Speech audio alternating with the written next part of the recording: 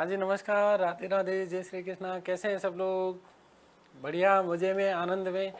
बहुत ही मज़ेदार हमारे टॉपिक चल रहे थे और इन्हीं टॉपिकों को हम लोग फिर से आज जो है आगे बात करने वाले हैं।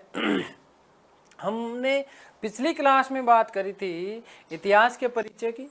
इतिहास के परिचय की किस किस प्रकार से मानव का जो है विकास हुआ, किस प्रकार से एक उत्तरोत्तर विकास की चरणबद्ध श्रृंखला उसने पूरी की, कहाँ कहाँ से इसके साक्ष्य मिले, किस किस प्रकार से जो है इसके साक्ष्य मिलते हैं, ये सारी की सारी हमने बात की। पाषाण काल के बारे में जानकारी ली हमने, मध्य पाषाण, पूर्व पाषाण और जो है पूरा पाषाण, मध्य पाषाण और नव पाषाण की भी बात की। तो ये सारी की सारी बात हम लोग कर चुके हैं। आज हम जो लोग हैं एक सबसे बड़ा महत्वपूर्ण टॉपिक लेकर के चलने वाले हैं और ये टॉपिक इतना ज़्यादा महत्वपूर्ण है आप लोगों के लिए कि आप चाहे कोई सा ही पेपर आप उठा करके देखते हैं तो वहाँ से आपका प्रश्न 1000 बार पूछ लिया गया है।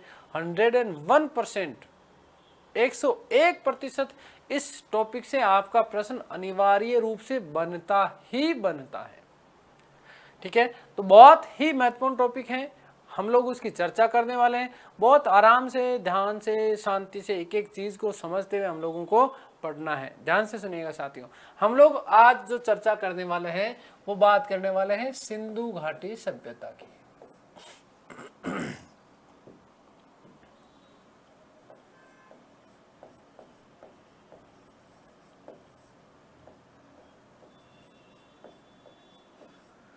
सिंधु घाटी सभ्यता आप लोगों ने अपने जीवन में कई बार दो शब्द सुने हैं और शब्द सुना होगा सभ्यता और संस्कृति। सभ्यता और संस्कृति, तो क्या फर्क होता है दोनों में? पहला तो चीज हमारे दिमाग में यही आनी चाहिए कि सभ्यता क्या है और संस्कृति क्या है। सभ्यता क्या है और संस्कृति क्या है, दोनों में बेसिक रूप से क्या फर्क हो सकता है। तो एक तरीके से हम बात करें सभ्यता की तो ध्यान से सुनिएगा, हमने मानव के विकास की बात की है। मानव के विकास की बात की कि किस प्रकार से उत्तरोत्तर इसने मानव ने एक विकासबद्ध जो है एक श्रृंखला के रूप में विकास किया और आधुनिक मानव जिसे हमने बात कहा था होमोसेपियंस, इसका स्वरूप ग्रहण कर लिया। आज जो ये भौतिक आप जो स्वरूप देख रहे हैं, ये जो भौतिक स्वरूप आप देख रहे हैं, ये एक विकासबद्ध श्रृंखला का ही तो परिणाम है। किस प्रकार से इसने क्या किया है, विकास किया है। तो दोस्तों ध्यान से सुनिएगा कि सभ्यता का मतलब क्या है कि मानव ने किस प्रकार से एक तरीके से विकास किया। क्या क्या किया, विकास। तो एक तरीके से हम जो मानव का जो विकास है, मानव का जो विकास है, इस विकास को हम सभ्यता के रूप में कह सकते हैं कि किस तरीके से चरणबद्ध श्रृंखला से जो है इसने मानव ने विकास किया। सभ्यता विकास का द्योतक है कि कौन कौन सी चीजें थी, कौन कौन सी जो है नगरों का विकास हुआ, किस प्रकार से हुआ, क्या क्या व्यापार वाणिज्य किस तरीके से विकास हुआ, किस प्रकार से धार्मिक हमारी मान्यताएं बनती गई, हमने किस प्रकार से मातृदेवी की पूजा की।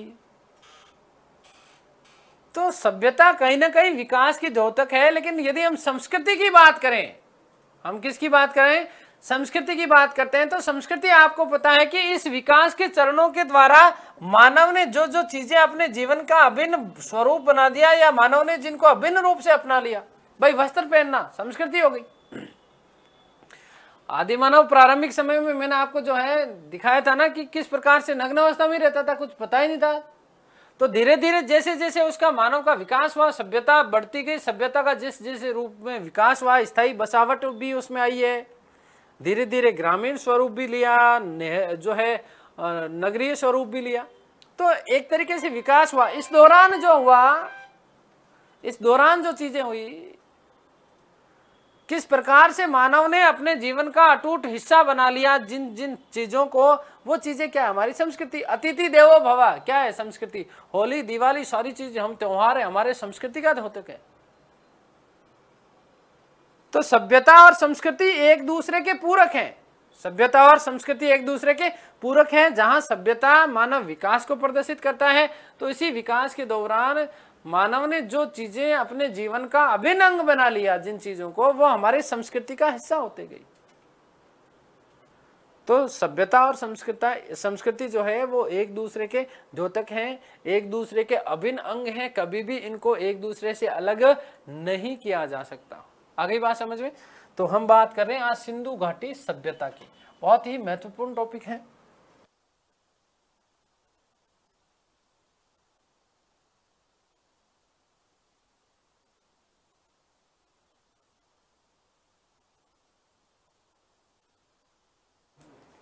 अब ध्यान से सुनिएगा दोस्तों, एक दूसरी चीज आप लोगों ने हमारे हमेशा दिमाग में हमारे रही है, एक चीज हमने पढ़ी भी है कि अब तक जितने भी सभ्यताओं का विकास हुआ है, अब तक जितने भी सभ्यताओं का विकास हुआ है, वो विकास कहीं ना कहीं किसी ना किसी नदी के किनारे हुआ है। जब हमने बात करी थी स्थायी बसावट की, किसकी? स्थायी बसावट की। और स्थायी बसावट वाले इस समय में भी मैंने जब आपको जो है जो तस्वीर आपको दिखाई, तो इस तस्वीर में इस प्रकार का कुछ तस्वीर थी, यस और नो? नदी के किनारे, किसके किनारे? नदी के किनारे। यहां से कोई मानव आ रहा था, ठीक है, और इस प्रकार से जो है वो कुछ सामान लेके आ रहा है। यहां पे आग जल रही थी, ठीक है, लोग कुछ बैठे हैं, अंदर पति पत्नी बैठे थे, याद है ना आपको सारी चीजें, इस प्रकार से, ठीक है। यहां पर कोई एक व्यक्ति था जो है पत्थर से जो है हथियारों का निर्माण कर रहा था, ठीक है। तो इस प्रकार से ध्यान से सुनिएगा, मैं चीजें आप लोगों को ये क्यों समझा रहा हूं, क्योंकि कहीं ना कहीं यदि मानव का जो फेवरेट जो एरिया रहा है वो कहीं ना कहीं नदी क्षेत्र रहा है। कौन सा क्षेत्र रहा है? नदी क्षेत्र। अब ये नदी क्षेत्र क्यों रहा, उसके पीछे कोई ना कोई कारण तो रहा होगा ना भैया, कि मानव ने जितने भी मानव सभ्यताओं का विकास हुआ है, या मानव के जो प्रारंभिक जो निवास के जो साक्ष्य मिलते हैं वो कहीं ना कहीं नदी घाटी से मिलते हैं। तो कोई ना कोई कारण रहा होगा। पहला कारण क्या भाई, नदी के आसपास की जो भूमि होगी, यहाँ वाली जो नदी के आसपास की पेटे की जो भूमि होती है, ये सर्वाधिक उपजाऊ होती है। सर्वाधिक क्या है? उपजाऊ होती है, यस और नो? दूसरी, पीने के लिए पानी तुरंत प्रवाह से मिल जाता था। फिर इसी में जलीय जीव जिनका वो क्या कर सकता था, शिकार कर सकता था, खाने के लिए चीजें मिल जाती थी। अगली बात समझ में? तो कहीं ना कहीं ध्यान से सुनना कि प्रारंभिक समय में मानव ने जो है जिस प्रकार से मानव का विकास हुआ वो कहीं ना कहीं नदी घाटी सभ्यता के पास में ही हुआ। नदियों के समीप रहना पसंद करता था। क्यों? क्योंकि एक तो आसपास का उपजाऊ क्षेत्र, भाई कृषि भी अधिक होगी। दूसरा चीज क्या, पीने के लिए पानी की भी व्यवस्था हो जाती थी। और फिर यदि कभी किसी व्यक्ति को एक स्थान से दूसरे स्थान जाना है तो वो नावों का भी प्रयोग करता था, इधर जाना हो चाहे इधर जाना हो, ठीक है ना। तो नदी जो था वो परिवहन का साधन भी था। क्योंकि यदि हम प्रारंभिक समय की यदि हम बात करते हैं तो उस समय इतना ज्यादा परिवहन का साधन हमारे पास में था ही नहीं। हमारे पास परिवहन का साधन था ही नहीं था, तो इसलिए कहीं ना कहीं जो था वो नदी परिवहन के रूप में भी कार्य करती थी। सबसे बड़ी महत्वपूर्ण बात है ये। तो अब तक की जितने भी संसार में जो सभ्यताओं का जिनका हम बात करते हैं, जिनकी हम जिक्र करते हैं, वो किसी ना किसी नदी घाटी के किनारे हुई है। नदियों के किनारे विकास हुआ इनका। और नदियों के किनारे विकास क्यों हुआ, मैंने ये बात आप लोगों को समझा दी है, क्लियर हो गई होगी आपको। क्योंकि नदी के पेटे पर क्या क्या चीजें होती थी, सारी चीजें क्लियर है। अब हम बात करते हैं सभ्यता की। तो दोस्तों ध्यान से सुनिएगा, यदि अब तक हम संसार में बात करें सभ्यताओं की, तो अब तक सबसे बड़े जो सभ्यता जो आती है निकल करके हमारे सामने, वो 4 सभ्यताएं विशेष रूप में आती है हमारे सामने। 4 सभ्यताओं का जिक्र हम विशेष रूप से करते हैं। और कौन कौन सी सभ्यताओं का? अब तक संसार में जो विश्व में 4 सभ्यताएं हमें जात हैं उनके बारे में बात कर लेते हैं। विश्व की 4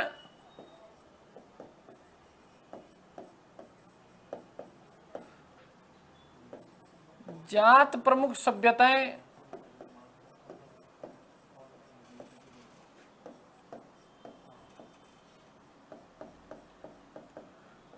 कौन कौन सी? पहले हम बात करते हैं कि संसार की सबसे प्राचीनतम सभ्यता अब तक किसको माना जा रहा है। तो आप लोगों को पता है कि सबसे प्राचीनतम जो सभ्यता माना जा रहा है वो मेसोपोटामिया की सभ्यता। कौन सी? मेसोपोटामिया की सभ्यता नंबर 1। और मैंने आपको कहा ना कि वो किसी ना किसी नदी के किनारे हुई है हमेशा और हमेशा। तो एक तरफ तो मैं आपके सामने नाम लिख रहा हूं सभ्यता का, और दूसरी तरफ मैं आपके सामने नाम लिख रहा हूं कि कौन सी नदी के किनारे, कौन सी नदी के किनारे इस सभ्यता का विकास हुआ। तो सबसे पहले यदि हम बात करें, नंबर 1 जो सबसे प्राचीनतम सभ्यता मानी जाती है वो कौन सी, आपकी मेसोपोटामिया की सभ्यता। मेसोपोटामिया, इराक ईरान वाला जो क्षेत्र था, ठीक है ना, मेसोपोटामिया की सभ्यता। मेसोपोटामिया की सभ्यता जो है वो कौन सी नदी के किनारे, तो ध्यान से सुनिएगा दोस्तों, दजला और फरात नदियों के किनारे, दजला व फरात, दजला व फरात। अब तक इसको संसार की सबसे प्राचीनतम सभ्यता माना जाता है, संसार की सबसे प्राचीनतम सभ्यता माना जाता है किसको, मेसोपोटामिया की सभ्यता। मैंने एक शब्द बार बार 2 बार बोल दिया कम से कम, और मैंने आप लोगों को कहा कि अब तक की सबसे प्राचीनतम सभ्यता मानी जाती है किसको, मेसोपोटामिया, जो कि कौन सी नदी के किनारे, दजला और फरात नदियों के किनारे। कहा, दजला फरात नदियों के किनारे। तो दोस्तों सबसे बड़ी बात ध्यान से सुनिएगा, मैंने कहा माना जाता है, तो इसका मतलब अभी कुछ ना कुछ नए परिवर्तन हुए हैं। कौन से परिवर्तन हुए हैं, क्या क्या हुए हैं, वो सारी चीजें मैं आप लोगों को बताने वाला हूं। ध्यान से सुनिएगा, हम जिस टॉपिक की बात कर रहे हैं सिंधु घाटी सभ्यता, और सिंधु घाटी सभ्यता में हाल ही में कुनाल, जो कि हरियाणा का एक स्थल है, कुनाल नामक स्थान से कुछ ऐसे मृद भांड मिले हैं जो कि लगभग 5 से 7 हजार ईसा पूर्व के माने जा रहे हैं। यदि ये चीज प्रामाणिक रूप से साबित हो जाती है, जो कि मेसोपोटामिया की सभ्यता मानी जाती है लगभग 5000 से 5500 ईसा पूर्व की, और मैंने अभी आपको कहा कि कुनाल नामक स्थान से कुछ ऐसे मृद भांड मिले हैं जो कि लगभग 5 से 7 हजार ईसा पूर्व के माने जा रहे हैं। यदि ये प्रामाणिक हो जाता है, ये प्रामाणित हो जाता है, तो दोस्तों याद रखें, ध्यान दें कि हमारी सिंधु घाटी सभ्यता इस संसार की सबसे प्राचीनतम सभ्यता बन जाएगी। जिस हमारे देश के लिए कहा जाता है कि इसका कोई अस्तित्व नहीं था प्राचीन काल में, ये तो सांप सपेरों वाला देश था, ये संपूर्ण विश्व में सबसे बड़ी बात होगी कि सबसे पहले हमारे यहाँ मानव सभ्यता का विकास सबसे पहले हमारे भारत देश में हुआ, जिसे हमने नाम दिया है सिंधु घाटी सभ्यता। तो बात क्लियर, ध्यान से सुनिएगा कि मेसोपोटामिया की जो सभ्यता है वो कौन सी, दजला और फरात नदियों के किनारे। ध्यान से सुनिएगा, दजला फरात नाम नहीं आए तो आपको याद रखना है कि यूफ्रेटस व टिगेरस, यूफ्रेटस व टिगेरस नदियों के किनारे। क्या नाम, किस नाम से भी जाना जाता है इसको, यूफ्रेटस और टिगेरस, दजला यूफ्रेटस, फरात टिगेरस। आगे बात समझ में, तो यूफ्रेटस और टिगेरस नामक नदियां, दजला फरात यदि ऑप्शन में नहीं आए तो आपको क्या करना है, यूफ्रेटस और टिगेरस दोनों की दोनों चीजें आपको याद रखना। नंबर 2 पे यदि हम बात करते हैं तो ध्यान से सुनिएगा, नंबर 2 जो है हमारा मिस्र, कौन से देश की सभ्यता, मिस्र देश की सभ्यता मानी जाती है। और मिस्र देश की सभ्यता कौन सी नदी के किनारे, नील नदी के किनारे। कौन सी नदी के किनारे, नील नदी के किनारे। और अभी हमारी जो वर्तमान स्थिति है वो नंबर 3 की है। हमारी वर्तमान स्थिति है, इसका मतलब हम क्या बात करें कि सिंधु घाटी सभ्यता, कौन सी, सिंधु घाटी सभ्यता। और दोस्तों ध्यान से सुने कि सिंधु घाटी सभ्यता कौन सी नदी के किनारे है, तो सिंधु घाटी सभ्यता जो है आपकी सिंधु नदी के किनारे है। और इसीलिए इसका नाम, अभी हम चर्चा करेंगे नाम की, तो इसलिए इसका नाम क्या रख दिया गया, सिंधु घाटी सभ्यता। पहले सिंधु सभ्यता था, बाद में सिंधु घाटी जोड़ा गया। वर्तमान में भी इसका नाम जो है थोड़ा सा परिवर्तन हुआ है, इसमें कुछ चीजें चेंज हुई है। क्योंकि आप ध्यान से सुनिएगा कि सिंधु घाटी सभ्यता के लिए मूलतः तीन नाम प्रयोग किए जाते हैं। कौन कौन से, सिंधु सभ्यता, सिंधु घाटी सभ्यता और हड़प्पा। किस आधार पर क्या क्या चीजें हुई, क्या क्या परिवर्तन हुए, ये सारी चीजें हम लोग आगे बात करने वाले हैं। लेकिन हम बात कर रहे हैं कि जो प्रमुख 4 सभ्यताएं हैं वो कौन कौन सी, मेसोपोटामिया की सभ्यता, दजला फरात, मिस्र, नील नदी के किनारे, सिंधु घाटी सभ्यता, कौन सी नदी के किनारे, सिंधु सभ्यता। और ध्यान से सुनिएगा दोस्तों, लास्ट यदि हम बात करते हैं तो आप सब लोगों का फेवरेट, अभी जो सबसे ज्यादा चर्चा का विषय बना हुआ है, कौन सा, चीन। कौन सा, चीन देश की नदी और चीन की सभ्यता कौन सी? चीन की सभ्यता। और चीन की जो सभ्यता मानी जाती है वो मानी जाती है ह्वांग हो नदी के किनारे। कौन सी नदी के किनारे? ह्वांग हो, ह्वांग हो नदी के किनारे। या इसी नदी को कहा जाता है क्या? पीली नदी के नाम से भी जाना जाता है। किस नाम से जाना जाता है? पीली नदी के नाम से भी इसको जाना जाता है। तो ये हमने बात की है कि अब तक की जात जो प्रमुख 4 सभ्यताएं हैं वो कौन कौन सी है। मेसोपोटामिया की बात की हमने, मिस्र की बात की हमने, सिंधु घाटी सभ्यता की बात की, और हमने बात की किसकी? चीन की सभ्यता। कौन कौन सी नदियां हैं, क्रम से इनका जो है यही क्रम है। ध्यान से सुन लीजिएगा। आपसे यहां इस प्रकार का प्रश्न बन सकता है, जो है मिलान वाला प्रश्न बन सकता है। सभ्यता का नाम दे देंगे, सामने नदी का नाम दे देंगे, साथ ही साथ इनका क्रम पूछ लिया जाएगा। तो अब तक की जो सबसे प्राचीनतम सभ्यता मानी जाती है वो कौन सी है? मेसोपोटामिया की। लेकिन अभी हाल ही में कुछ चीजें क्या हुई है? परिवर्तित हुई है। उम्मीद करता हूं कि ये सारी की सारी चीजें आप लोगों के दिमाग में आ गई होंगी, समझ में आ गया होगा। आगे बात करते हैं। देखिए, हमने जब इतिहास की अवधारणा की चर्चा की थी उस समय मैंने आपको कहा कि इतिहास को 3 भागों में विभाजित किया गया। कौन कौन सा? प्राग ऐतिहासिक काल, आदि ऐतिहासिक काल और ऐतिहासिक काल, जिसे हम आधुनिक या वर्तमान भी कहते हैं। तो यहां ध्यान से सुनिएगा दोस्तों। प्राग ऐतिहासिक काल की जब परिभाषा की हमने चर्चा की, तब मैंने आप लोगों को बताया, मैंने आपको कहा कि वह काल जिसमें किसी भी प्रकार के लिखित साक्ष्य मौजूद ही नहीं थे, केवल और केवल पुरातात्विक स्रोतों के आधार पर ही हमें पता चलता है किसके बारे में जानकारी, किसके बारे में मिलती है, जो है प्राग ऐतिहासिक काल में। लेकिन हमने जब बात की आदि ऐतिहासिक काल की, तो आदि ऐतिहासिक काल में मैंने आप लोगों को बताया, मैंने आपको कहा कि वह काल जिसके लिखित साक्ष्य मौजूद है लेकिन अब तक उनको पढ़ा नहीं जा सका है। वह काल जिसके लिखित साक्ष्य मौजूद है लेकिन उनको पढ़ा नहीं जा सका।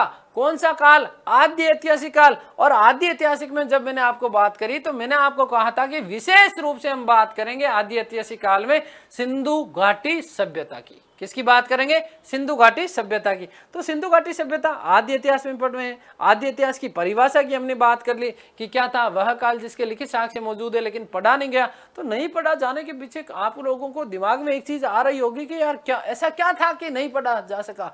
ऐसा उसकी लिपि ऐसी थी कि अब तक उसको पढ़ने में सफलता नहीं मिल पाई है। कौन सी लिपि थी, क्या थी, अभी हम लोग चर्चा करने वाले हैं।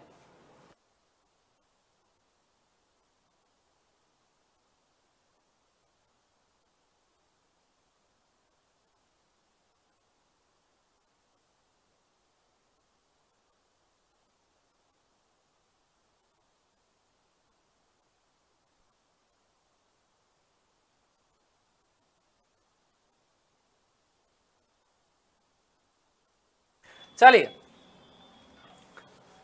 तो अब हम सिंधु घाटी सभ्यता की लिपि की बात कर रहे हैं। सिंधु घाटी सभ्यता की लिपि बड़ी महत्वपूर्ण बात है, ध्यान से समझिएगा। यहां लिपि से आपके प्रश्न हर परीक्षा में पूछे जाते हैं, ठीक है।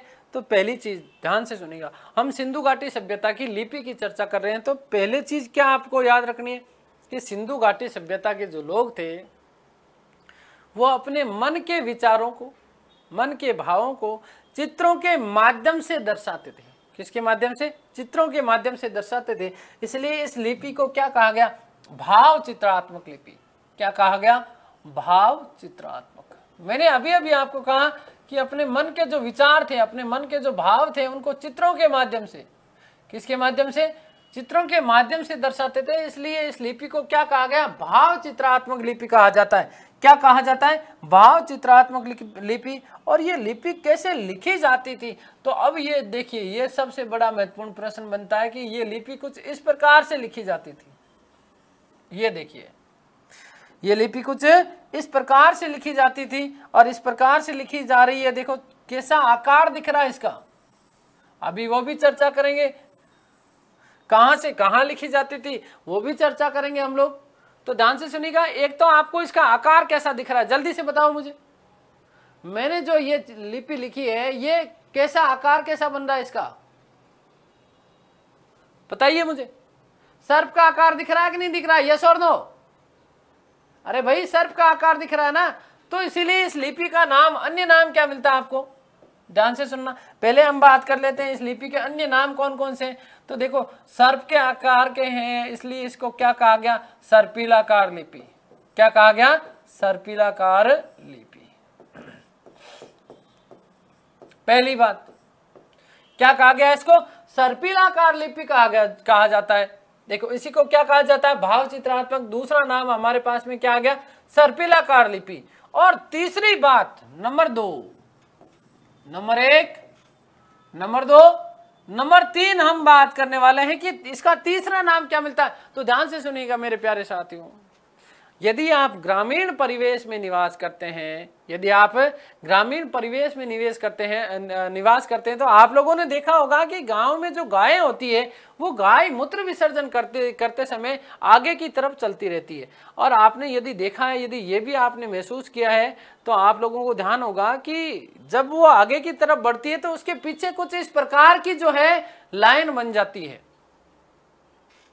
इसीलिए इस लिपि को क्या कहा जाता है? गौमूत्री लिपि। क्या कहा जाता है? गौमूत्री लिपि। इसी लिपि को क्या कहा जाता है? गौमूत्री लिपि। थोड़ा सा अजीब लग रहा है भैया, है ना, तो इसलिए हम बोल देते हैं, इसी को क्या कह दिया गया? ब्रुस्टोफेदन। ब्रुस्टोफेदन अंग्रेजी में, ठीक है। साथ ही साथ ब्रुस्टोफेदन की जगह के जगह आपको शब्द मिलता है ब्रुस्टोफेदस। ब्रुस्टोफेदस।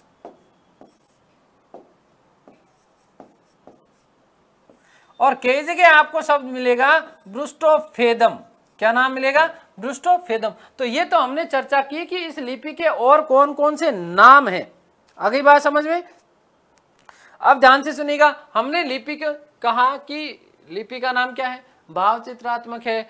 इसी को सर्पिलाकार लिपि, इसी को गौमूत्री लिपि, इसी को ब्रुस्टोफेदन, ब्रुस्टोफेदस या ब्रुस्टोफेदम लिपि भी कहा जाता है। अब आगे हम लोग जो है चर्चा करने वाले, ध्यान से देखिएगा, इस लाइन को आप लोगों के सामने दिखाई दे रही होगी और इसकी अंतिम लाइन भी देख लीजिए, दिख रही है?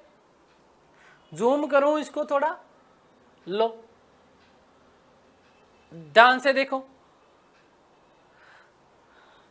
पहली जो इसकी ये लाइन है कहां से प्रारंभ हो रही है? दाएं से बाएं, राइट टू लेफ्ट जा रही है, इधर से प्रारंभ हो रही है। देखो ये ऐसे प्रारंभ नहीं हो रही है, यूं नहीं चल रही है ना, उल्टी चल रही है, यूं। आगे बात समझ में? तो इसका मतलब देखो कहां से पहली लाइन जो है इस लिपि की पहली लाइन कैसे लिखी जा रही है? दाएं से बाएं। ये भी आपका सबसे महत्वपूर्ण प्रश्न बनता है कि सिंधु घाटी सभ्यता की लिपि जो है कहां से कहां कैसे लिखी जाती थी। तो पहली लाइन की इसकी यदि हम बात करते हैं, इसकी कौन सी लाइन? First line. इसकी कौन सी लाइन है? First line. फर्स्ट लाइन, पहली लाइन कहां से कहां जा रही है? दाएं से बाएं जा रही है। कहां से कहां? दाएं से बाएं। अब देखो ये लाइन यहीं तक समाप्त हो गई ना, देखिए ये लाइन यहां समाप्त हो गई। दूसरी लाइन कहां से प्रारंभ हो रही है? देखो इसको बाएं से दाएं, तो सेकंड लाइन जो इसकी है वो कहां से कहां है? बाएं से दाएं।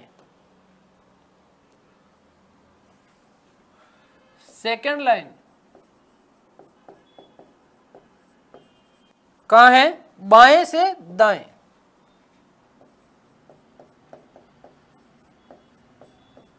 बाएं से दाएं। आगे बात समझ में? पहली लाइन दाएं से बाएं, दूसरी लाइन बाएं से दाएं। इतनी बात क्लियर है? अब यदि हम बात करते हैं दोस्तों, ध्यान से सुनिएगा कि इस लिपि में कुल मूल चिन्ह कितने हैं? मूल चिन्ह कितने हैं? मूल चिन्ह, तो मूल चिन्हों की संख्या है इसमें 64। पहले छक्का मारा फिर चौका मारा। सिंधु घाटी सभ्यता की लिपि ने पहले तो क्या मारा? छक्का, फिर क्या मारा? चौका। तो मूल चिन्हों की यदि हम संख्या बात करें तो मूल चिन्हों की संख्या इसमें कितनी है, 64 है। जबकि यदि हम इसमें बात करें अक्षरों की, किसकी बात करें, अक्षरों की बात करें, तो ध्यान से सुनिएगा दोस्तों, अक्षर कितने हैं,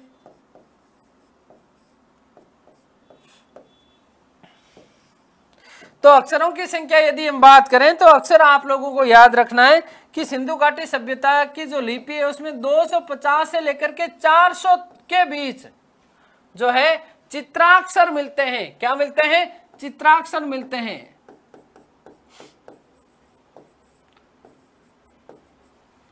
250 से लेकर के 400 के बीच क्या मिलते हैं, इसमें चित्राक्षर मिलते हैं। और सर्वाधिक जो है वो सर्वाधिक क्या चीज है, सर्वाधिक चित्राक्षर कौन से उसके मिलते हैं, तो सर्वाधिक जो मिलते हैं वो मिलते हैं उल्टे यू के, उल्टे यू आकार।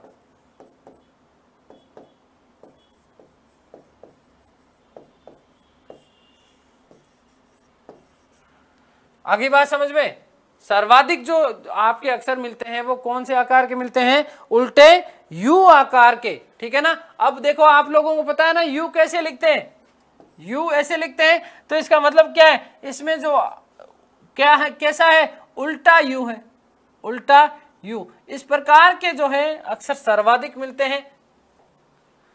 सिंधु घाटी सभ्यता की लिपि में सर्वाधिक अक्षर किस आकार के मिलते हैं, उल्टे यू के आकार के। किसके आकार के, उल्टे यू के आकार के। आगे हम बात करते हैं दोस्तों कि हमें यार ये इतनी चीजें पता कहां से चली है, इसके साक्ष्य कहां से मिलते हैं, सिंधु घाटी सभ्यता के जो लिपि है इस लिपि के साक्ष्य कहां से मिलते हैं। तो यहां से बड़ा महत्वपूर्ण प्रश्न बनता है, देखो ध्यान से सुनना, कि सिंधु घाटी सभ्यता की लिपि के जो साक्ष्य हैं वो हमें कहां से मिलते हैं, सिंधु घाटी सभ्यता की लिपि के साक्ष्य मिलते हैं हमें कब्रिस्तान एच से। और ये कब्रिस्तान एच कहां पर है, हड़प्पा में। कहां है, हड़प्पा के कब्रिस्तान एच से, हड़प्पा के कब्रिस्तानों एच से साक्ष्य मिलते हैं। अब हमने बात कहा कि जो यहाँ की जो सभ्यता की ये जो लिपि है सिंधु घाटी सभ्यता की, इस लिपि को आज तक पढ़ा नहीं गया, आज तक इसको पढ़ा नहीं गया। नहीं पढ़ा गया इसका मतलब किसी न किसी व्यक्ति ने भाई पढ़ने का प्रयास तो किया होगा, पढ़ने का प्रयास, पढ़ने का प्रयास तो किसी न किसी व्यक्ति ने किया होगा ना, यस और नो। तो पढ़ने का प्रयास की यदि हम बात करें तो दो लोगों की बात करेंगे, एक विदेशी व्यक्ति की बात करेंगे और एक देसी व्यक्ति की बात करेंगे। कौन कौन से व्यक्ति थे, ध्यान से सुनिएगा। देखो एक बार की बात है, बात कब की है, एक बार की, एक बार की बात है कि एक व्यक्ति था, इस व्यक्ति ने यहां से इस लिपि को पकड़ा। देखो दिख रहा हूं ना मैं आप लोगों को, इस लिपि को यहां से पकड़ा और पकड़ पकड़ के लेके जा रहा था। माना कि है ना, ऐसे मत सोच लेना कि सच में कोई लिपि को पकड़, नहीं, आपको समझाने के लिए, आपको याद कराने के लिए चीजें हैं। इसको ऐसे पकड़ के लेके जा रहा था और पकड़ को ले जाने के बाद में देखो ये लिपि जो थी ना, ये लिपि यहां से बीच में से ठोकर खाई उस आदमी ने, यहां से टूट गई, यहां से क्या हो गई है, टूट गई। अब टूटी हुई चीज को हम क्या करवाते हैं, वेल्ड करवाते हैं। क्या करवाते हैं, वेल्ड। तो वेल्ड से याद रखना वेडेन महोदय,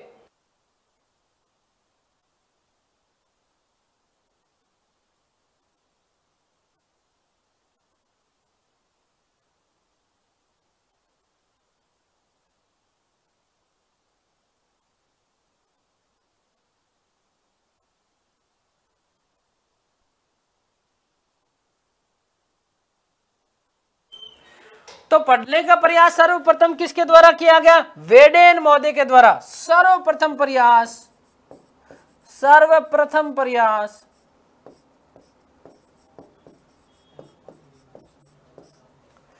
वेडेन महोदय के द्वारा।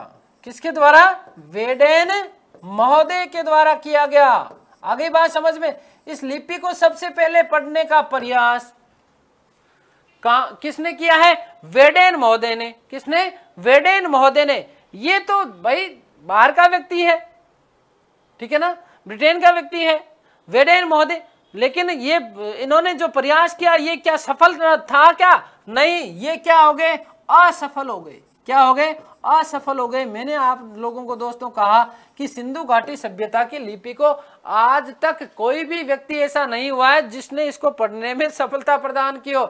कोई भी व्यक्ति इस सिंधु घाटी सभ्यता की लिपि के अक्षरों को अभी तक पढ़ नहीं पाया है। सबसे पहले पढ़ने का प्रयास किसके द्वारा किया गया? वेडेन महोदय के द्वारा। और ये वेडेन महोदय भी साहब क्या है? असफल हो गए। क्या हो गए? असफल हो गए। दूसरा, यदि हम बात करते हैं तो इसी कड़ी में देखो हमारे सबसे प्यारे जो भगवान है ना वो कौन है? नटवर झा है। नटराज समझते हो? नटराज से क्या याद रख लेना? नटवर, है ना। ध्यान से सुनिएगा, भारतीय पहला ऐसा भारतीय व्यक्ति जिसने इसको पढ़ने का प्रयास किया। प्रथम भारतीय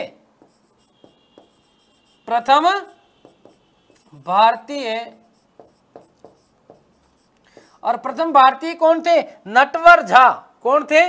नटवर झा, जिन्होंने इस लिपि को पढ़ने का प्रयास किया। लेकिन ये नटवर झा साहब भी इसमें इस लिपि को पढ़ने में क्या रहे? असफल रहे। नटवर झा भी इस लिपि को पढ़ नहीं पाए। इसलिए दोस्तों ध्यान से सुनिएगा कि अब तक 2 लोगों ने ऐसा प्रयास किया इस लिपि को पढ़ने का। ज्यादातर के बहुत सारे लोगों ने किया, लेकिन विशेष रूप से 2 लोगों का नाम उल्लेखनीय मिलता है। सबसे पहले बात करते हैं हम वेडेन महोदय की, असफल रहे। प्रथम भारतीय व्यक्ति था जिसका नाम था नटवर झा, ये भी जो है इस लिपि को पढ़ने में सफल नहीं हो पाए।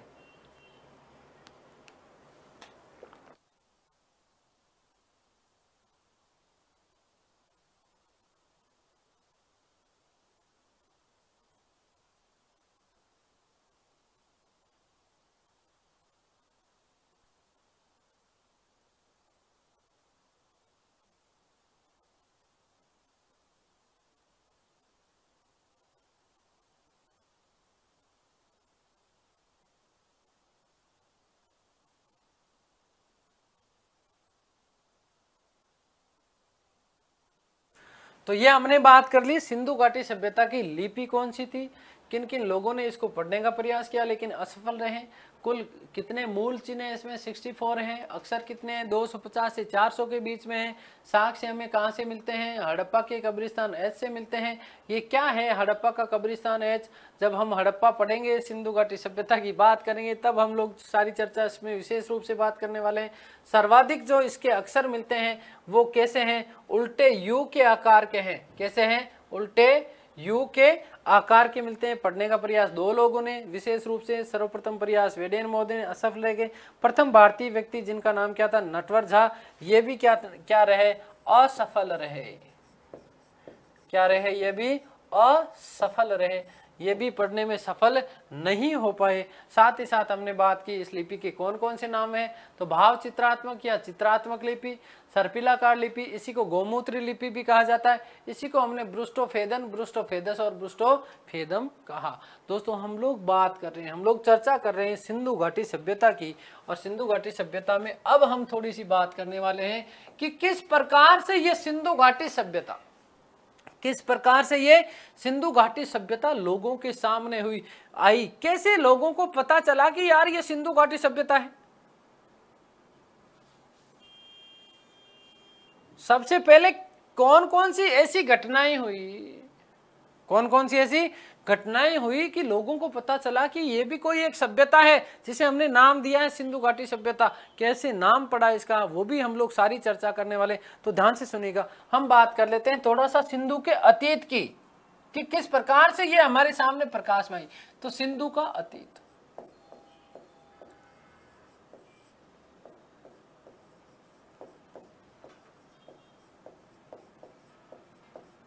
अगली क्लास में मैं आपको इसके सारे के सारे साक्ष्य दिखाने वाला हूं, ठीक है ना। किस प्रकार की लिपि थी, कैसे अक्षर लिखे जाते थे, कहां कहां से लिपि के साक्ष्य मिले हैं, वो भी हम लोग बात करें। किस किस पर इसकी लिपि उत्कीर्ण है, ठीक है ना। अगली क्लास में विद फोटोज आपके लिए जो है मैं आपको दिखाने वाला हूं ये सारी चीजें। अभी हम बात कर लेते हैं सिंधु घाटी सभ्यता के अतीत की। तो यदि हम सिंधु घाटी सभ्यता के अतीत की बात करते हैं,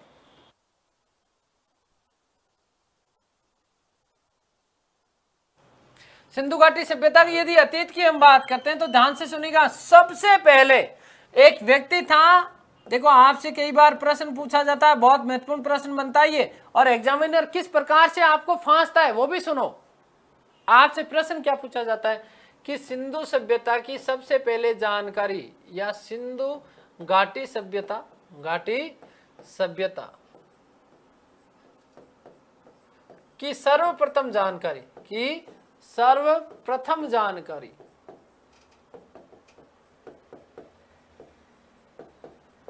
किसने दी? लो साहब, तो यही पहला प्रश्न मैं आपके नाम डाल देता हूं, जॉन मार्शल, जॉन मार्शल। दूसरा ऑप्शन में डाल देता हूं राय बहादुर दयाराम साहनी, राय बहादुर दयाराम साहनी, दयाराम साहनी। तीसरी चीज मैं आपको बता देता हूं कि ये लो साहब, माधव स्वरूप वत्स, माधव स्वरूप वत्स। चौथा ऑप्शन मैं आप लोगों के सामने डाल देता हूं चार्ल्स मेसन। क्या नाम रख देता हूं? Charles mason. जल्दी से मुझे उत्तर दो, इसका क्या उत्तर होगा, जल्दी से बताओ भाई। चलिए, योर टाइम्स स्टार्ट नाउ।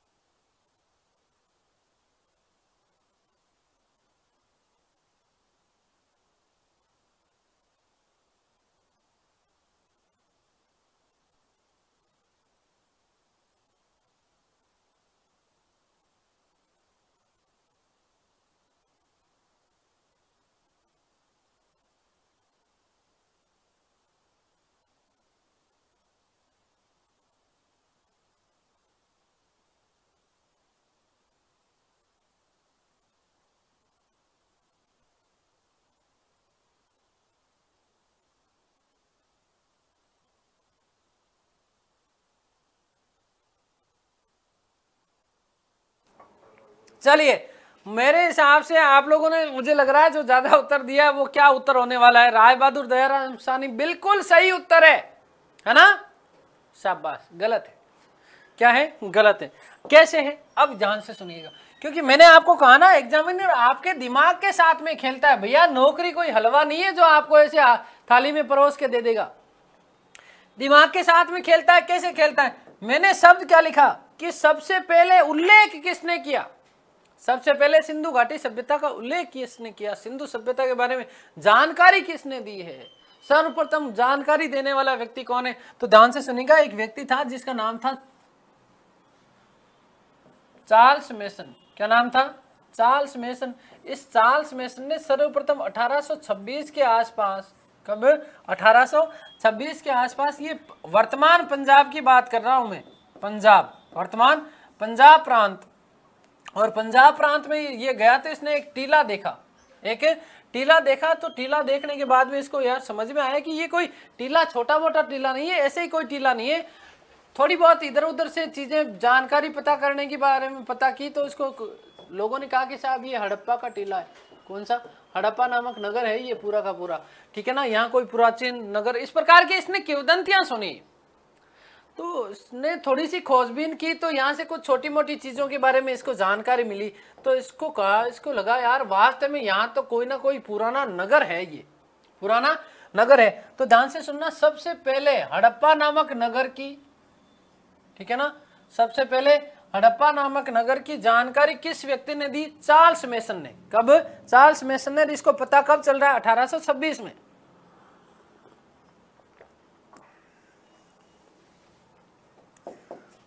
तो सर्वप्रथम जानकारी, सर्वप्रथम जानकारी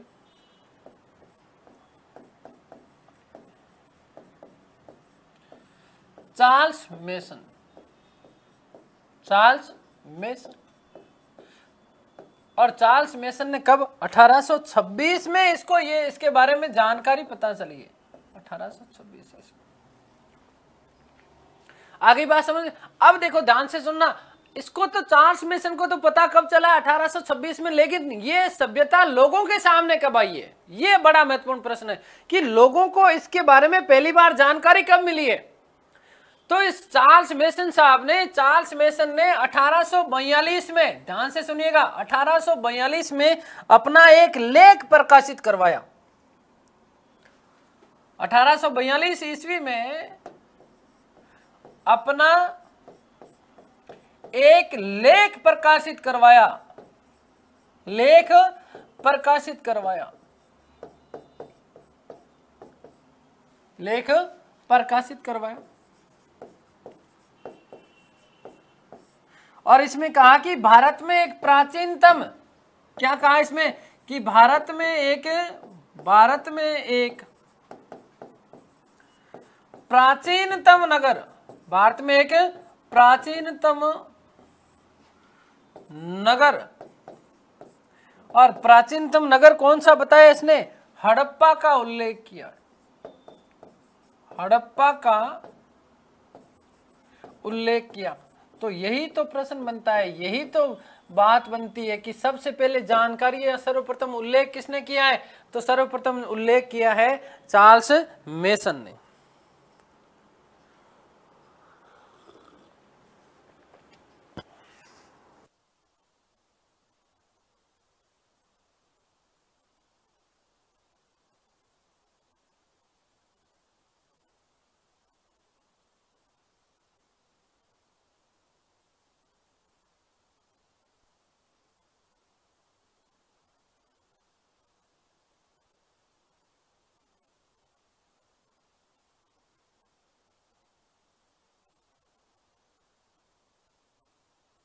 आगे बात समझ में क्लियर। उसके बाद देखो ये नंबर 1। नंबर 2 हम बात कर रहे हैं कि हड़प्पा का अतीत या सिंधु घाटी सभ्यता का अतीत। पहली बार चार्ल्स मेसन ने बात कह दी, और चार्ल्स मेसन ने बात जब कही तो लोगों ने ज्यादा ध्यान नहीं दिया, लोगों ने ज्यादा ध्यान नहीं दिया कि हाँ यार होगा कोई पुराना नगर, क्या करें, है तो है, लोगों ने ज्यादा ध्यान नहीं दिया। लेकिन उसके बाद एक और घटना हुई। 1834 में एक व्यक्ति था जिसका नाम था बर्नेस। बात कब की देखो, 1834 की बात कब की है, 1834। और 1834 में एक व्यक्ति जिसका नाम क्या था, बर्नेस, क्या नाम है, बर्नेस ने एक बात कही, बर्नेस ने एक बात कही कि भारत में किसी नदी के किनारे, भारत में एक प्राचीन नदी के किनारे, नदी कौन सी, रावी, ठीक है ना, भारत में किसी नदी के किनारे एक ध्वस्त किले के होने की बात कही। बर्नेस ने कहा कि साहब नदी कौन सी है मुझे ये तो याद नहीं है, लेकिन मैंने एक नदी देखी और नदी के वहां किनारे के ऊपर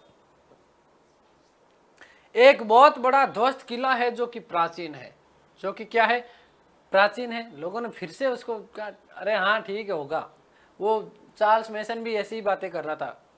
लेकिन अब देखो लोगों ने किसी ने ध्यान नहीं दिया, लेकिन इस दौरान एक व्यक्ति था जिसने ध्यान दिया सबसे पहली बार 1851 और 1853। 2 सन आपको विशेष रूप से याद रखने हैं। पहली बार 1851 और 1853 एक व्यक्ति जिसका नाम मिलता है अलेक्जेंडर कनिंघम। अलेक्जेंडर कनिंघम साहब को ये जो प्राचीन जो पुरातत्व वाली जो चीजें थी इनका बड़ा उसको आनंद आता था।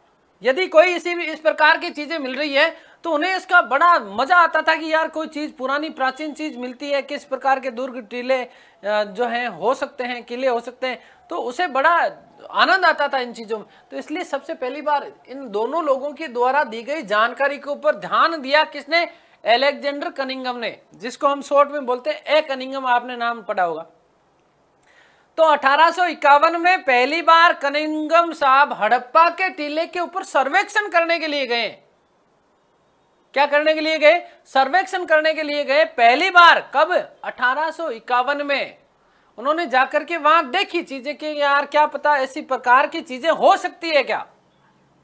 बाद में यही कनिंघम साहब 1853 में फिर से वहां पर गए और फिर से वहां जाने के बाद में एक बार फिर पुणे वहां पर उन्होंने थोड़ा सा अंदर और गहन सर्वेक्षण किया। और जैसे ही गहन सर्वेक्षण किया तो उनको लगा कि यार वास्तव में यहाँ जो बात चार्ल्स मेसन ने कही, जो बात बर्नेस ने कही, वो कहीं ना कहीं सही साबित हो रही है। कहीं ना कहीं यह प्राचीन नगर है तो सही।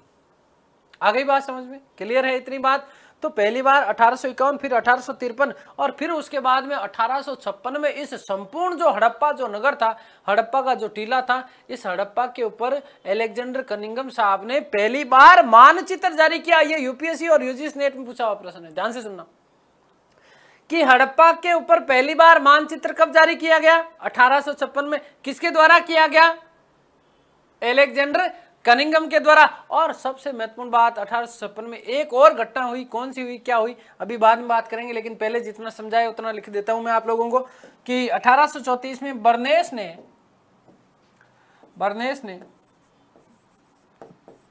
किसी नदी के किनारे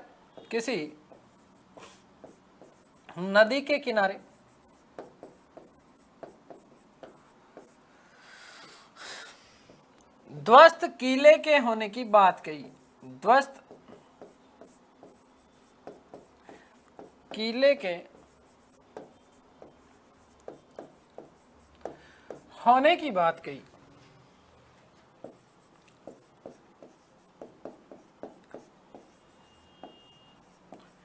आ गई बात समझ में? दूसरी बात कर लेते हैं, चलिए जल्दी से। 1851 एंड 1853 अलेक्जेंडर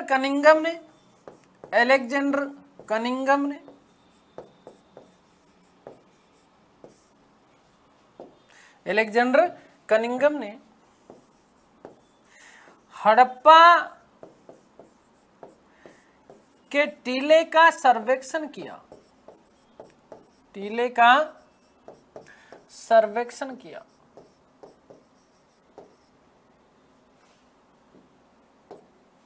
हड़प्पा टीले का सर्वेक्षण किया। और सबसे महत्वपूर्ण बात ध्यान से सुन लीजिएगा कि 1856 में कनिंघम ने पहली बार 1856 ईस्वी में, स्टार बना रहा हूं इस बात को, हड़प्पा पर पहली बार मानचित्र जारी किया गया। हड़प्पा का पहली बार मानचित्र जारी किया गया।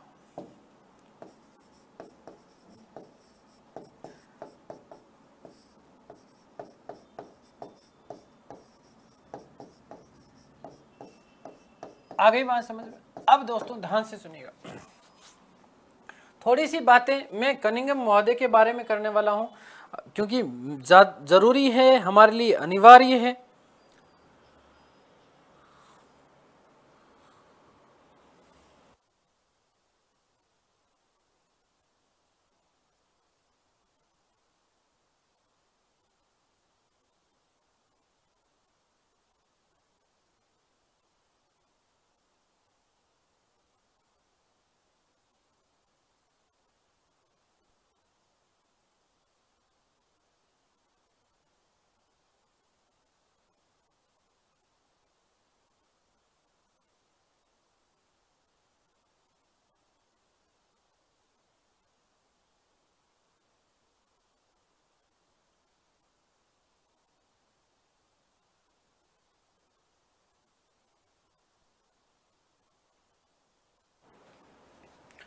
अब यहां पर एक बात मैं आप लोगों के लिए नोट लगा करके लिख रहा हूं, देखो महत्वपूर्ण बात है। महत्वपूर्ण बात क्या है? हमने अलेक्जेंडर कनिंघम साहब की बात की अभी मैंने कहा कि पहली बार देखो इन्होंने ध्यान दिया इन चीजों के ऊपर, और 1851 और 1853 में हड़प्पा के टीले के ऊपर गए। कहां गए? हड़प्पा के टीले के ऊपर गए और वहां पर सर्वेक्षण किया, और 1856 में हड़प्पा का पहली बार मानचित्र जारी हुआ है। आप लोगों को पता होना चाहिए कि 1857 में क्रांति हो गई थी, भारत का प्रथम महान स्वतंत्रता संग्राम। तो इस स्थिति में जो है ये कनिंघम साहब ज्यादा ध्यान दे नहीं पाए। भाई ऐसा संभव नहीं था ना कि भारतीय लोग तो अंग्रेजों को दे धमाधम, लेकिन उस स्थिति में ये हड़प्पा में जाए और कुछ नया काम करे। इसी दौरान 1856 में पहली बार कुछ रेलवे लाइनें भी बिछाई जा रही है, कैसे क्या अभी उसकी भी चर्चा करेंगे। लेकिन थोड़ी सी हम कनिंघम साहब की बात कर रहे हैं, हमारे जो है परीक्षा के दृष्टिकोण से बहुत ज्यादा महत्वपूर्ण है। तो अब इसी स्थिति में ध्यान से सुनिएगा, नोट लगा के क्या बात लिखने वाला हूं मैं वो पहले समझ लीजिएगा कि 1861 में एक अधिनियम आया था, आपको पता होना चाहिए, भारत परिषद अधिनियम आया था ना, क्लियर है ना। और इसी दौरान 1861 में अलेक्जेंडर कनिंघम साहब ने, किसने, 1861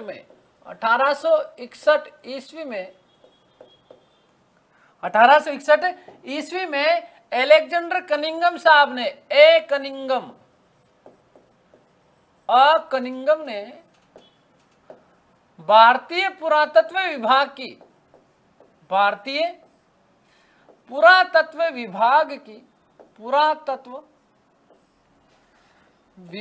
की स्थापना की।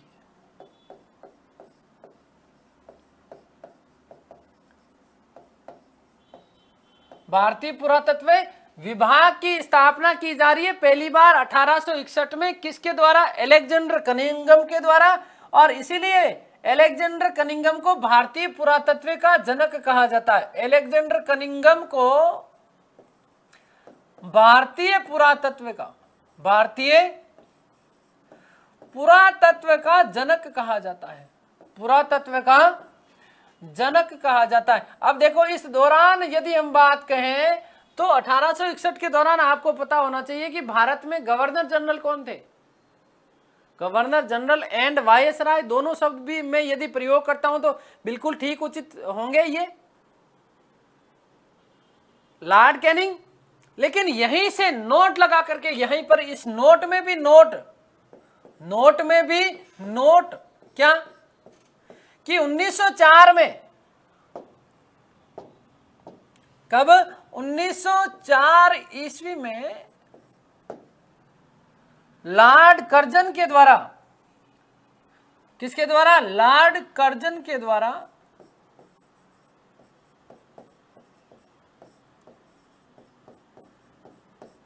इसका नामकरण, इस विभाग का नामकरण, भारतीय पुरातत्व विभाग जो था ना, इसका नामकरण किस रूप में किया गया, इसका नामकरण यहीं से याद रख लीजिएगा आपको, भारतीय पुरातत्व एवं सर्वेक्षण विभाग, भारतीय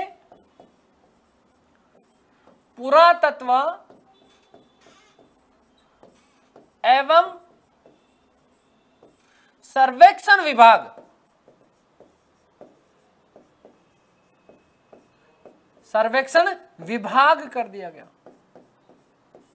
आगे बात समझ में, पहला क्या है, भारतीय पुरातत्व विभाग है। अब दूसरी चीज क्या है, भारतीय पुरातत्व एवं सर्वेक्षण विभाग। अब कई जगह जो है इसको थोड़ा सा अलग रूप में प्रस्तुत किया गया, क्या कि सीधा सीधा प्रश्न क्या था कि भारतीय पुरातत्व एवं सर्वेक्षण विभाग के जनक कौन थे, लॉर्ड कर्जन। किसके शासनकाल के दौरान हुआ, लॉर्ड कर्जन के शासनकाल के दौरान, क्योंकि बंगाल विभाजन 1899 से लेकर के 1905 के दौरान का जो ये शासनकाल का जो समय है 6 साल का, इस दौरान भारत में गवर्नर जनरल और वायसराय कौन थे, लॉर्ड कर्जन। तो लॉर्ड कर्जन ने भी बहुत सारी चीजें, नहरों का भी करवाया था, अकाल राहत भी प्रदान किया गया था, किसके द्वारा, लॉर्ड कर्जन के द्वारा। आगे आधुनिक भारत में जब हम बात करेंगे तो इसकी चर्चा करेंगे विशेष रूप से। लेकिन यहां पर ध्यान से सुनिएगा, पहला प्रश्न क्या आता है कि भारतीय पुरातत्व विभाग की स्थापना कब की गई, 1861 में, किसके द्वारा, अलेक्जेंडर कनिंघम के द्वारा। भारतीय पुरातत्व एवं सर्वेक्षण विभाग की स्थापना 1904, लॉर्ड कर्जन। आप मेरे हिसाब से RS 2015 या 2016 का पेपर उठा करके देखिएगा, ये सेम प्रश्न आया हुआ है। तो यहां पर आपको विशेष रूप से इस तथ्य का ध्यान रखना है, ये आपके लिए ये तथ्य बहुत ज्यादा महत्वपूर्ण होने वाला है। आगे बात समझ में क्लियर है, यहां तक किसी को कोई डाउट, इसी का नाम चेंज कर दिया और इसके कुछ कार्य कर दिए गए। कार्य क्या,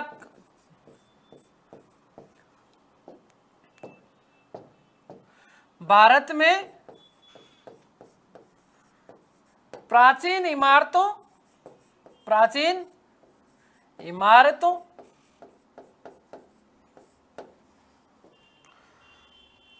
नगरों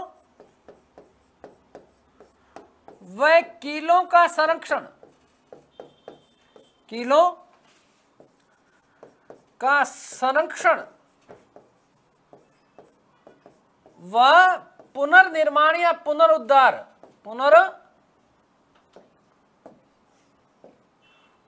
पुनर्निर्माण, संरक्षण और पुनर्निर्माण, इस प्रकार की जो चीजें की जा रही थी किसके द्वारा? भारतीय सर्वेक्षण एवं पुरातत्व एवं सर्वेक्षण विभाग। अब इसका कार्य परिवर्तित कर दिया गया, इसलिए पूरा का पूरा नाम ही देखो बदल गया है। क्या है? भारतीय पुरातत्व एवं सर्वेक्षण विभाग। इतनी बात क्लियर हो गई क्या?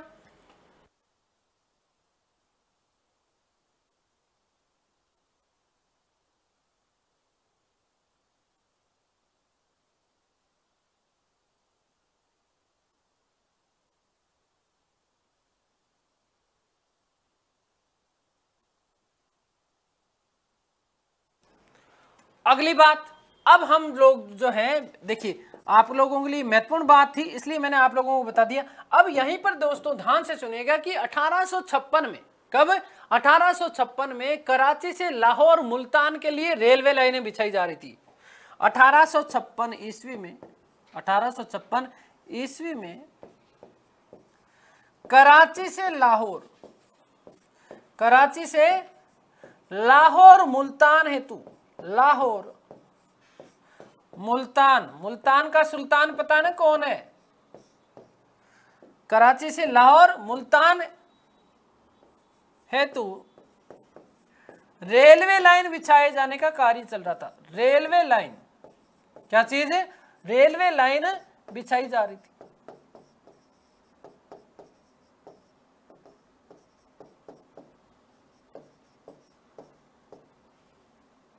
और ये जो रेलवे लाइन बिछाने का कार्य दिया गया ये दो व्यक्तियों को दिया गया। कितने व्यक्तियों को? दो व्यक्ति, यहां पर विशेष रूप से ध्यान से सुनिएगा। और रेलवे लाइन बिछाने का कार्य कितने व्यक्तियों को दिया गया? दो व्यक्ति। ये दो व्यक्ति हैं इतिहास में, और इन दो व्यक्तियों को क्या कहा जाता है वो भी हम बात करने वाले। ये दो व्यक्ति है, इन्हें कार्य सौंपा गया कि भैया कराची से लाहौर के लिए आपको क्या बिछानी है? रेलवे लाइन बिछानी।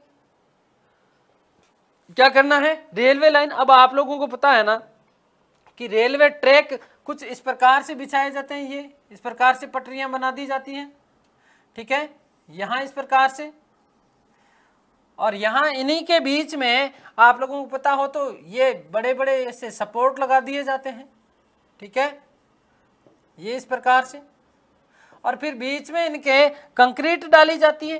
क्या डाली जाती है? कंक्रीट। ये इस प्रकार से रेलवे लाइन बिछाने का कार्य चल रहा है। कब? 1856 में। कहां से कहां? कराची से मुल्तान लाहौर के लिए, ठीक है ना। अब ये रेलवे लाइन बिछाने का कार्य सौंपा गया दो व्यक्ति। ये दोनों व्यक्ति आपस में भाई हैं। दोनों व्यक्ति आपस में क्या है? भाई है। एक का नाम क्या है? John Burton. एक का नाम तो क्या है? जॉन। और दूसरे का नाम क्या है? विलियम। दूसरे का नाम क्या है? विलियम। एक का नाम क्या है? जॉन है, और दूसरे का नाम क्या है? विलियम। और दोनों भाई हैं, इसलिए क्या है? बर्टन इनकी जाति हो गई। इसलिए इतिहास में इन दोनों को क्या कहा जाता है? बर्टन बंधु कहा जाता है। क्या कहा जाता है? बर्टन बंधु। देखो, कराची से लाहौर रेलवे लाइन बिछाने का कार्य दिया जा रहा है दो व्यक्तियों को, एक जॉन और दूसरा क्या है? विलियम। क्या है? ये बर्टन है, भाई है दोनों, इसलिए इनको क्या कहा जाता है? बर्टन बंधु कहा जाता है। क्या कहा जाता है दोस्तों? बर्टन बंधु कहा जाता है। बंधु, बंधु का मतलब क्या है? भाई। अब जब इनको रेलवे लाइन बिछाने का कार्य दिया गया तो इसी समय कुछ जो है घटनाएं घटित हुई। कौन सी घटनाएं घटित हुई? अब यहां पर देखिए, मैंने अभी अभी आपको कहा कि इस प्रकार के जो सपोर्ट लगाए जाते थे ये सपोर्ट क्या हो गए थे? समाप्त हो गए थे। और इसीलिए इन बर्टन बंधुओं ने सामने देखा कि एक टीला है, एक टीला है, और उस टीले की खुदाई करने का आदेश दिया गया पहली बार किसके द्वारा? जॉन और विलियम बर्टन के द्वारा। मजदूरों ने वहां जाकर के खुदाई की, और खुदाई करी तो वहां से कुछ ईंटें निकली, वहां से कुछ ईंटें निकली दोस्तों। ये और कोई टीला नहीं था, ये वही टीला था जिसकी हम अब तक चर्चा कर रहे थे। कौन सा? हड़प्पा का टीला। कौन सा? हड़प्पा का टीला। तो पहली बार जॉन और विलियम बर्टन के आदेशों से 1856 में जब वहां कराची से लाहौर रेलवे लाइन बिछाई जा रही थी, तब बर्टन बंधु के आदेशों से पहली बार हड़प्पा के टीलों से क्या निकाली गई, कुछ ईंटें निकाली गई, कुछ ईंटें निकाली गई। और क्या क्या घटनाएं हुई, किस प्रकार से ये चीजें हैं, सिंधु घाटी सभ्यता हमारे लिए पूर्ण रूप से प्रकाश में आई, कौन कौन सी घटनाओं को हम लोग जो है इसके लिए जिम्मेदार मानते हैं। आप लोगों को यह भी पता होना चाहिए कि भारत में रेलवे के जनक किसको कहा जाता है, लॉर्ड डलहौजी को। पहली बार भारत में रेलवे सेवाएं जो है लॉर्ड डलहौजी के काल में प्रारंभ की गई थी। 16 अप्रैल 1853 को भारत में प्रथम रेल चली बम्बई से थाने के मध्य 33 किलोमीटर। इसी के साथ में बहुत सारी हम लोग अभी और चर्चा करने वाले हैं, और ये सारी की सारी चर्चा करेंगे हमारी अगली क्लास में। तब तक के लिए ईश्वर से कामना करता हूँ कि आप सभी स्वस्थ रहें, तंदुरुस्त रहें, मस्त रहें, और आपका पूरा परिवार स्वस्थ रहे।